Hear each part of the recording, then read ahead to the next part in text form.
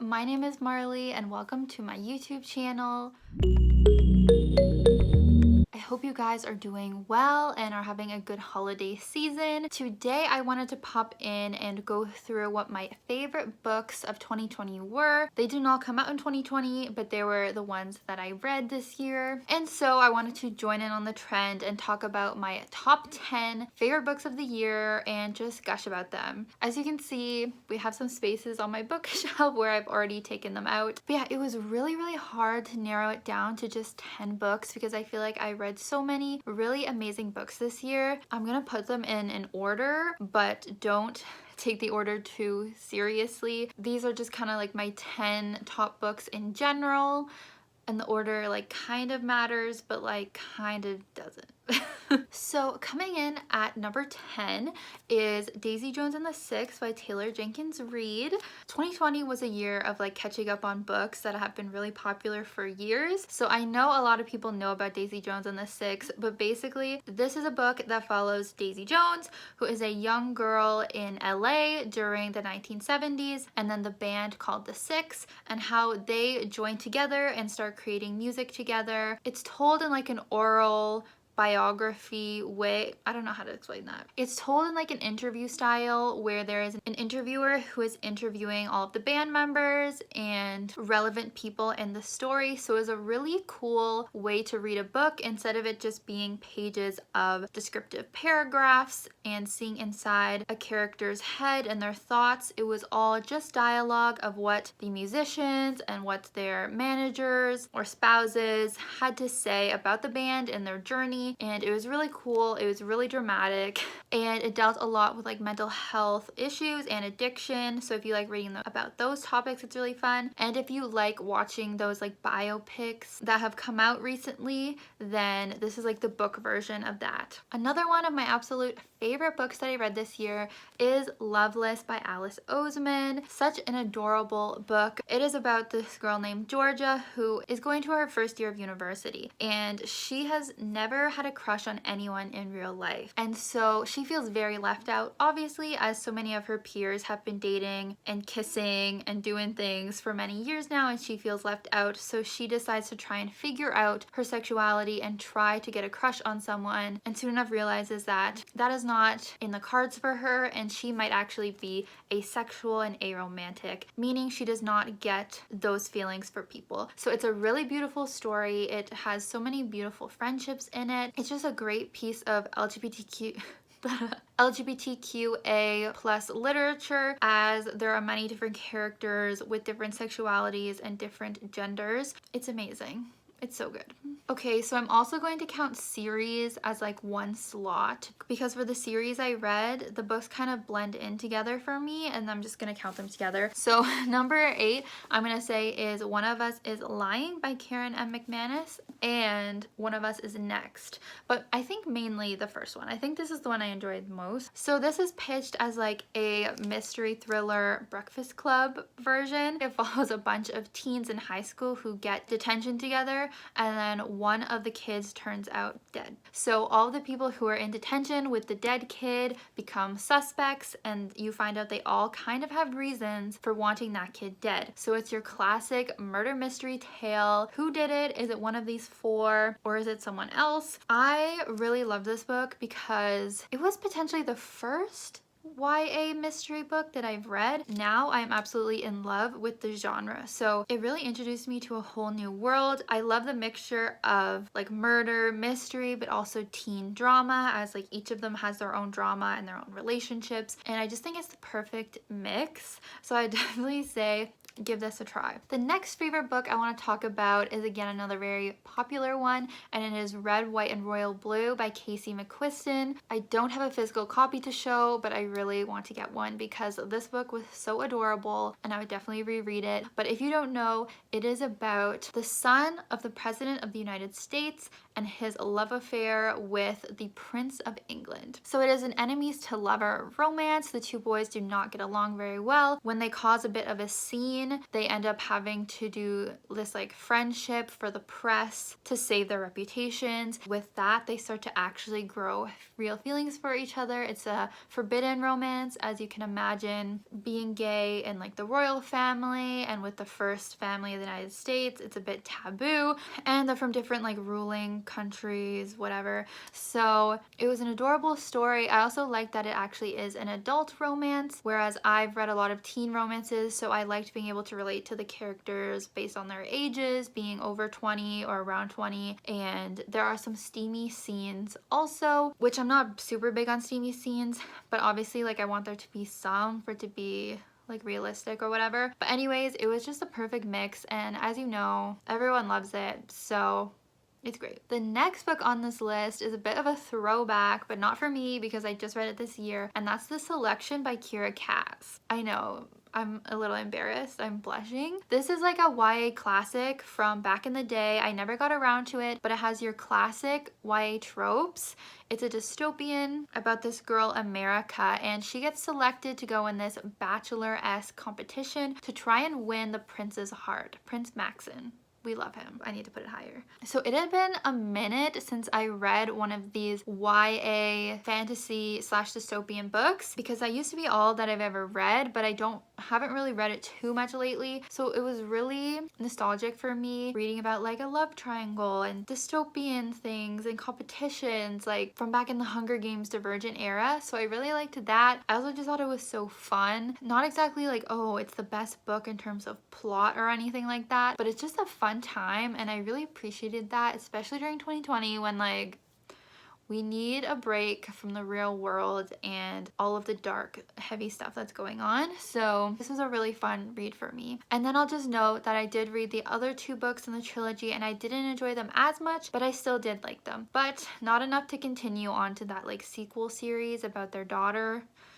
Not really interested in that, but if you've read it, let me know if you think I should check out the sequel series. I just don't really feel interested in it. Next up in number 5 is Truly Devious by Maureen Johnson. This is again a trilogy where I read the whole series, but I read them all in 1 week, so they do blend together a little bit for me, but I know that I just really adored this series. It is again a YA mystery thriller, which as I said was a genre I just discovered this year and I have been loving, but it follows Stevie Bell, who is a teenage girl who is really obsessed with murder mysteries and true crime. So she ends up going to this prestigious boarding school and starting to investigate the crimes that originally happened there, like back in the 30s when the school just opened. And then we also see like a dual timeline of those events happening, so you're getting to see like clues and everything too. And it's a super fun series.